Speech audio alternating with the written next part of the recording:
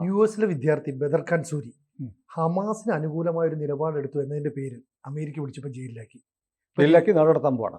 ആ. ബദർ ഖാൻ സൂരി വിദ്യാർത്ഥിയല്ല, അവിടെ PhD പഠിച്ചു. അതിനുശേഷം അവിടെ ഒരു സർവകലാശാലയിൽ അധ്യാപകനായിട്ട് ജോലി ചെയ്യുകയാണ്. റിസർച്ച് സ്കോളറായിരുന്നു, ഇപ്പോൾ ട്യൂട്ടറാണ്. അപ്പോൾ ഇയാളെ പുറത്താക്കി എന്നുള്ള വാർത്ത നമ്മുടെ പത്രങ്ങളിലൊക്കെ ഉണ്ട്. പക്ഷെ എന്തിനു പുറത്താക്കി? ഹമാസിനെ അനുകൂലിച്ചത് കൊണ്ടാണ് എന്ന് പറയുന്നു. ഹമാസിനെ അനുകൂലിച്ചതുകൊണ്ട് മാത്രമല്ല, നമ്മുടെ മാധ്യമങ്ങൾ കള്ളം പറയുകയാണ്. കാരണം അതിൻ്റെ ഒരു മൈലേജ് ഇന്ത്യക്കും ഇന്ത്യയുടെ പ്രധാനമന്ത്രിക്കും കിട്ടരുത് എന്നുള്ള വാശിയുള്ളത് കൊണ്ടാണ് ആ വാർത്തയിലെ തന്ത്രപ്രധാനമായ 2 കാര്യങ്ങൾ മറച്ചു വെച്ചു. ഒന്ന്, അയാളുടെ ഭാര്യയെ സംബന്ധിച്ചുള്ള ഞെട്ടിക്കുന്ന ഒരു വിവരം. അത് അമേരിക്കയിൽ ഇപ്പോൾ മേക്ക് അമേരിക്ക ഗ്രേറ്റ് അഗെയിൻ വലിയ വിവാദമാക്കിക്കൊണ്ടിരിക്കുകയാണ്. രണ്ടാമത്തെ കാര്യം, ഇയാളെ പുറത്താക്കാനുള്ള കാരണം ഇയാളെ സംബന്ധിച്ച് ഇയാൾ അവിടെ പോയിട്ട് പ്രകടനങ്ങളിൽ പങ്കെടുത്തതായിട്ടോ ഏതെങ്കിലും സമരത്തിൽ പങ്കെടുത്തതായിട്ടോ പലസ്തീന് വേണ്ടി ജാഥ നടത്തിയതായിട്ടോ ഒന്നും തെളിവില്ല.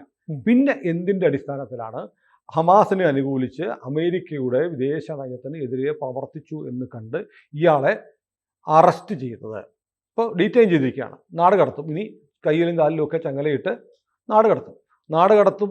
അത് ഒഴിവാക്കാൻ വേണ്ടിയിട്ടാണ് രജനി ശ്രീനിവാസൻ എന്ന് പറയുന്ന ഒരു വിദ്യാർത്ഥി കർണാടകക്കാരി സ്വയം രക്ഷപ്പെട്ട് സെൽഫ് ഡിപ്പോർട്ടേഷൻ നടത്തിയിട്ട് ആപ്പ് ഉപയോഗിച്ച് ഞാൻ നാട് വിട്ടോളാം എന്ന് പറഞ്ഞ് നേരെ കാനഡയ്ക്ക് പോയത്. പക്ഷേ അവളിപ്പോഴും ഭീഷണിയിലാണ്. കാരണം അവൾ ഭീകരവാദ പ്രസ്ഥാനത്തെ അനുകൂലിക്കുന്ന ആളാണ്, ഭീകരവാദ സപ്പോർട്ടറാണെന്നൊരു കേസ് ഇപ്പോൾ അമേരിക്കയിലുണ്ട്. വേണ്ടി വന്നാൽ കാനഡയിൽ പോയി ട്രംപ് പിടിച്ചെന്ന് വരാം. പക്ഷേ അതിനുള്ള അവസരം ഈ ബദർ ഖാൻ സൂരിക്ക് കിട്ടിയില്ല. ബദർ ഖാൻ സൂരി ഷെഹ്റാൻപൂർക്കാരനാണ്. അവിടുത്തെ ഒരു ഫുഡ് ഇൻസ്പെക്ടർ ആയിരുന്ന ഒരാളുടെ റിട്ടയർഡ് ഫുഡ് ഇൻസ്പെക്ടറിൻ്റെ മകനാണ്. അപ്പോൾ യഥാർത്ഥ കാരണം, ഇയാളെ പുറത്താക്കാനുള്ള യഥാർത്ഥ കാരണം അമേരിക്ക പറയുന്നുണ്ട്. ജൂൺ 26, 2024 ജൂൺ 24 ഇയാൾ സോഷ്യൽ മീഡിയയിൽ ഒരു പോസ്റ്റ് ഇട്ടു.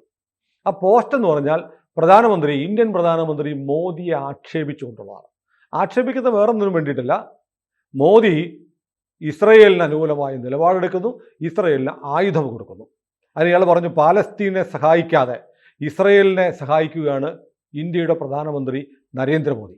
അയാളൊരു നരാധമനെ പോലെ പെരുമാറുന്നു. ഇസ്രയേൽ കുഞ്ഞുങ്ങളെ കശാപ്പ് ചെയ്യാൻ, ഇസ്രയേലിലെ ഗർഭിണികളെ, സ്ത്രീകളെ കൂട്ടക്കുരുതി നടത്താൻ ഇന്ത്യ മിസൈലുകൾ കൊടുക്കുന്നു എന്ന് പറഞ്ഞിട്ട് മോദിയുടെ ഒരു ചിത്രം, മെയ്ഡ് ഇൻ ഇന്ത്യ എഴുതിയിട്ടുള്ള ഒരു മിസൈലിൻ്റെ ചിത്രം ഇത്രയും അയാൾ പോസ്റ്റ് ചെയ്തു. ഈ സോഷ്യൽ മീഡിയ പോസ്റ്റാണ് ബദർ ഖാൻ സൂരിയെ പുറത്താക്കാനുള്ള കാരണം. അപ്പോൾ ട്രംപിന് വേണ്ടി അല്ല, മോദിക്ക് വേണ്ടിയാണ് ചെയ്തതെന്ന്. മോദിക്ക് വേണ്ടിയിട്ട് കൂടിയാണ് ഇന്ത്യ എടുത്ത പലസ്തീന് എതിരെ അല്ലെങ്കിൽ ഇസ്രയേലിന് ആയുധങ്ങൾ കൊടുക്കുന്ന, ഇസ്രയേലിന് അനുകൂലമായി ഇന്ത്യയും ഇന്ത്യയുടെ പ്രധാനമന്ത്രിയും എടുത്ത നിലപാടിനെ വിമർശിച്ചതിനാണ്. ആ വിമർശനം എന്ന് പറയുന്നത് ഫലത്തിൽ ഹമാസിന് അനുകൂലമാണ്. ഹമാസിനെതിരെയാണല്ലോ ഇന്ത്യ ആയുധം കൊടുത്തത്. ഇന്ത്യ ആയുധം കൊടുത്തതിനെ വിമർശിച്ചതിനാണ്. ഇന്ത്യ ആയുധം കൊടുക്കാൻ തീരുമാനിച്ചത് ആരുടെ നിലപാട് കൊണ്ടാണ്? മോദിയുടെ നിലപാട് കൊണ്ടാണ്. ആ മോദിയുടെ നിലപാടിനെയാണ് ഇയാൾ വിമർശിച്ചിരിക്കുന്നത്. മോദിയുടെ നിലപാട് ഹമാസിന് അനുകൂലമാണ്. അതുകൊണ്ട് മോദിയെ വിമർശിക്കുന്നത്, ഇന്ത്യയെ വിമർശിക്കുന്നത് ആരെ സഹായിക്കലാണ്? ഹമാസിനെ സഹായിക്കലാണ്. ഇതാണ് അമേരിക്കയുടെ ലോജിക്ക്. ഈ ലോജിക്കിനാണ് ഇയാളെ പിടിച്ച് ഇപ്പോൾ ജയിലിലിട്ടിരിക്കുന്നത്. ഇനി രണ്ടാമത്തെ ഒരു പ്രധാനപ്പെട്ട കാര്യം, അമേരിക്കയിൽ ഞാൻ പറഞ്ഞില്ലേ, മേക്ക് അമേരിക്ക ഗ്രേറ്റ് അഗെയിൻ എന്ന് പറയുന്ന ഒരു വലിയ മൂവ്മെൻ്റ് ഉണ്ട്. ആ മൂവ്മെൻറ്റിൻ്റെ സ്ഥാനാർത്ഥിയാണ്, ആ മൂവ്മെൻ്റാണ് വേണമെങ്കിൽ ഡൊണാൾഡ് ട്രംപിനെ അമേരിക്കൻ പ്രസിഡന്റ് ആക്കിയെന്ന് പറയാം. ആ മൂവ്മെൻറ്റ് ഇപ്പോൾ ചോദിക്കുകയാണ്, ഹമാസിൻ്റെ നേതാവിൻ്റെ മകൾക്ക് എങ്ങനെ അമേരിക്കൻ പൗരത്വം കിട്ടി എന്നൊരു ചോദ്യം. ആ കഥ നമ്മുടെ പത്രങ്ങൾ പറഞ്ഞിട്ടില്ല. അതായത് ഈ ബദർ ഖാൻ സൂരിയുടെ ഭാര്യയുടെ പേര് മഫാസ് സലേഷ് എന്നാണ്. മഫാസ് സലേഷ് ഒരു പലസ്തീനിയാണ്, അമേരിക്കൻ പൗരയാണ്. ഇപ്പോൾ ഈ ബദർ ഖാൻ സൂരിയെ അറസ്റ്റ് ചെയ്തപ്പോഴാണ് ഇവർ അമേരിക്കൻ പൗരയാണെന്നും ഇവരുടെ അപ്പൻ, അതായത് ബദർ ഖാൻ സൂരിയുടെ അമ്മായിയപ്പൻ ഹമാസിൻ്റെ സീനിയർ പൊളിറ്റിക്കൽ അഡ്വൈസറാണെന്ന് മനസ്സിലായത്. ഹമാസ് എന്നുള്ള അമേരിക്ക ഭീകര സംഘടനയായി പ്രഖ്യാപിച്ചിരിക്കുന്ന സംഘടനയുടെ സീനിയർ പൊളിറ്റിക്കൽ അഡ്വൈസർ, മുതിർന്ന രാഷ്ട്രീയ ഉപദേഷ്ടാവിൻ്റെ മകളാണ് മഫാസ് സലേഷ്. ഈ മഫാസ് സലേഷിന് എങ്ങനെ അമേരിക്കയിൽ പൗരത്വം കിട്ടി? അപ്പോൾ ഒരാൾക്ക് പൗരത്വം കൊടുക്കുമ്പോൾ അമേരിക്ക അവരുടെ എല്ലാ ബെയറോബേർട്സും, അയാളുടെ ബന്ധുക്കളാര്, അയാളുടെ സാഹചര്യമാർ ഇതെല്ലാം പരിശോധിക്കുമെന്ന് പറഞ്ഞത്. ഒന്ന് പലസ്തീനിയാണ്, പലസ്തീനിക്കായതുകൊണ്ട് പലസ്തീനിയായാൽ പൗരത്വം കിട്ടാൻ പാടാണ്. എന്നിട്ടും പലസ്തീനിയായിട്ടും കിട്ടി. അവരുടെ പിതാവ് ഹമാസിൻ്റെ രാഷ്ട്രീയ ഉപദേഷ്ടാവാണ് എന്നിരിക്കെ അതും മറികടന്ന് അമേരിക്കൻ പൗരത്വം കിട്ടി. അമേരിക്ക ഞെട്ടിപ്പോയി. കാരണം അമേരിക്കയിലേക്ക് നമുക്കറിയാമല്ലോ, നമ്മുടെ രാജ്യത്തെ ഭരണത്തലവന്മാർ പോലും അമേരിക്കയിൽ ഈ ട്രംപൊക്കെ വരുന്നതിന് മുമ്പ് പോയപ്പോൾ തുണി അഴിച്ചുള്ള പരിശോധന വരെ നടത്തി.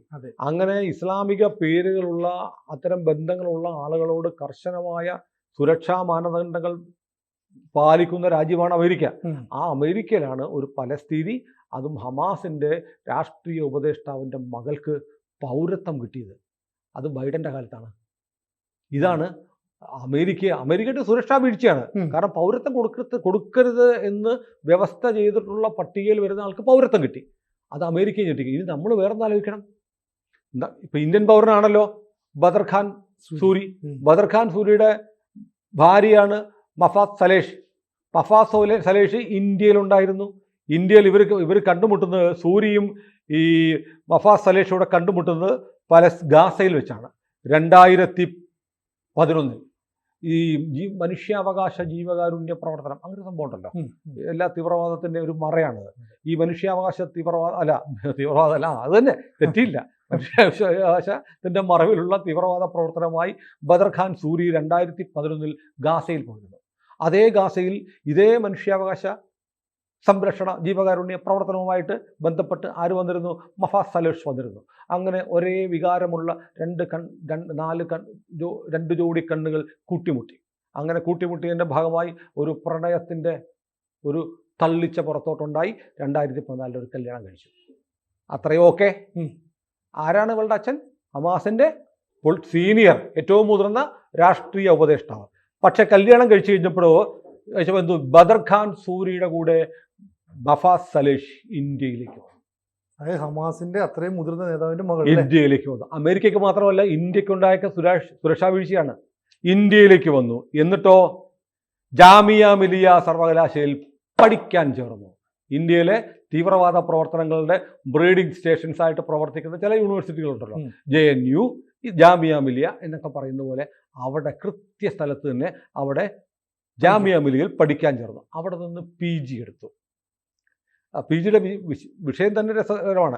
സംഘർഷ വിശകലനം, സമാധാന നിർമ്മിതി, Nelson Mandela centre for peace and conflict റെസൊല്യൂഷനിൽ നിന്നാണ് എടുത്തത്. എന്നിട്ട് ഇതെടുത്തിട്ട് ഇവരെന്ത് ചെയ്തു? ഇവിടുന്ന് PGയും എടുത്തിട്ട് ഈ കെട്ടിയവനും കെട്ടിയവളും കൂടെ നേരെ അമേരിക്കയ്ക്ക് പോയി അവിടെ ഒരു PGക്ക് ചേർന്നു. ഇവള് ഈ മഫാസ് സലേഷ് അവിടെ അറബിക് സ്റ്റഡീസിന് PhD എടുക്കാൻ ചേർന്നു. മറ്റേ ചങ്ങാതി വീണ്ടും അവിടെ ചേർന്നു. സൗത്ത് ഏഷ്യയിലെ ന്യൂനപക്ഷങ്ങളും ഭൂരിപക്ഷവും എന്ന വിഷയത്തിലാണ് നമ്മുടെ ബദർ ഖാൻ സൂരി അവിടെ റിസർച്ച് ചെയ്തത്. മൊത്തത്തിൻ്റെ ഒരു ഷെയ്ഡിയാണ് എല്ലാം, അല്ലേ? എല്ലാം സംശയാസ്പദമാണ്. ഇന്ത്യയിലേക്ക് എന്തിനു വന്നു? ഇന്ത്യയിൽ വേറെ ഗസയിൽ അമേരിക്കൻ പൗരയാണ്. അമേരിക്കൻ പൗരത്വമുള്ള ഒരാൾക്ക് ഒരു ഡോക്ടറേറ്റ് എടുക്കാൻ ഇന്ത്യയിലേക്ക് എന്തിനാണ് വരേണ്ടി വരുന്നത്? അത് ജാമിയ മിലിയയിൽ തന്നെ വരുന്നു. മൊത്തത്തിൽ ഇത് ആകെ സസ്പീഷ്യസ് ആയിട്ട് ഉള്ള എന്തൊക്കെയോ ദുരൂഹതകൾ നിറഞ്ഞ ഒരു ജീവിതവും ഇടപാടുകളാണ് ബദർ ഖാൻ സൂരിയുടെയും ഭാര്യ മഫാസ് സലേഷിൻ്റെയും. അപ്പോൾ ഏതായാലും ഇവിടെ വന്നു. പിന്നെയാണ് ഇവർ തിരിച്ച് അമേരിക്കയ്ക്ക് പോകുന്നത്. അവിടെ വെച്ചിട്ടാണ് ഇപ്പോൾ ഈ പറഞ്ഞതുപോലെ ഈ പോസ്റ്റ് ഇട്ട് അമേരിക്കയ്ക്കെതിരെ അമേരിക്കൻ വിദേശ നയത്തിനെതിരെയുള്ള നിലപാടെടുത്തതിൻ്റെ പേരിൽ ഇപ്പം നടപടി വരുന്നത്. അപ്പോൾ പാലസ്തീനു വേണ്ടി നിലപാടെടുക്കുന്ന ആളുകളെ, ഇസ്രായേലിനെതിരെ നിലപാടെടുക്കുന്ന ആളുകളെ, ജൂതന്മാർക്കെതിരെ നിലപാടെടുക്കുന്നവരെ പുറത്താക്കും എന്ന് പറയുന്ന അമേരിക്കയുടെ നയമുണ്ടല്ലോ. ആ നയത്തിന് ഇപ്പോൾ ഒരു പുതിയൊരു മാനം കൂടെ വന്നിരിക്കുക. അതായത് ഇസ്രായേലിനെ സഹായിക്കുന്ന രാജ്യങ്ങളെ വിമർശിച്ചാലും ഞങ്ങൾ നടപടിയെടുക്കും. അപ്പോൾ ഒരുപക്ഷെ ഇസ്രായേലിനെ സഹായിക്കുന്ന ഒരു രാജ്യം ഇപ്പോൾ ഇന്ത്യയാണ്. കുറച്ച് രാജ്യങ്ങളെ ഉള്ളൂ ഇസ്രായേലിനെ സഹായിക്കാൻ, അല്ലേ?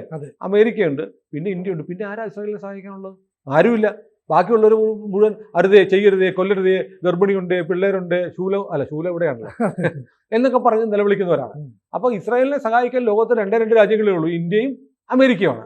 അപ്പോൾ ഇസ്രായേലിനെ സഹായിക്കുന്ന ഒരു രാജ്യത്തെ നിങ്ങൾ ആക്ഷേപിച്ചാൽ, അവിടുത്തെ പ്രധാനമന്ത്രിയുടെ പടം ഇട്ടിട്ട് കാർട്ടൂൺ വരച്ച് കളിയാക്കിയാൽ ഞാൻ വിടില്ല എന്ന് ട്രംപ് പറഞ്ഞിരിക്കുകയാണ്. അങ്ങനെയാണ് ബദർ ഖാൻ സൂരി പോകുന്നത്. പക്ഷേ ബദർ ഖാൻ സൂരിയുടെ കേസ് അയാളെ ഇന്ത്യയിലേക്ക് ഡിപ്പോർട്ട് ചെയ്താൽ മാത്രം തീരുമെന്ന് ഞാൻ കരുതുന്നില്ല. കാരണം ഇപ്പോൾ അമേരിക്കയിൽ ഇപ്പോൾ ഞാൻ പറഞ്ഞില്ലേ, രാഷ്ട്രീയ വിവാദമാണ്. മാഗ ഇപ്പോൾ ഏറ്റെടുത്തു കഴിഞ്ഞു. എങ്ങനെ ഈ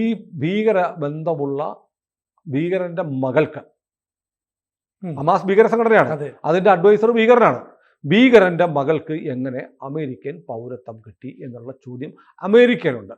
അങ്ങനെ ഭീകരൻ്റെ മകളായ ഒരാൾക്ക് ഇന്ത്യയിൽ വന്ന് ഇതെല്ലാം നമ്മുടെ സുരക്ഷാ ഏജൻസികൾ അറിയാതെ എങ്ങനെ ഇന്ത്യയിൽ വരാൻ കഴിഞ്ഞു?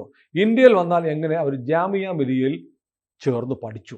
രണ്ടുപേരും യൂണിവേഴ്സിറ്റി ചേർന്ന് പഠിച്ചു. പഠിക്കാൻ തന്നെയാണോ അവിടെ വന്നത്, അതോ പഠനത്തിന്റെ പിന്നിൽ വേറെ ചില ലക്ഷ്യങ്ങൾ ഉണ്ടായിരുന്നോ? അപ്പൊ ജാമിയ മിലിയ എന്ന് പറഞ്ഞാൽ ഇപ്പോൾ ഹോളി പോലും നിരോധിച്ച സ്ഥലമാണ്.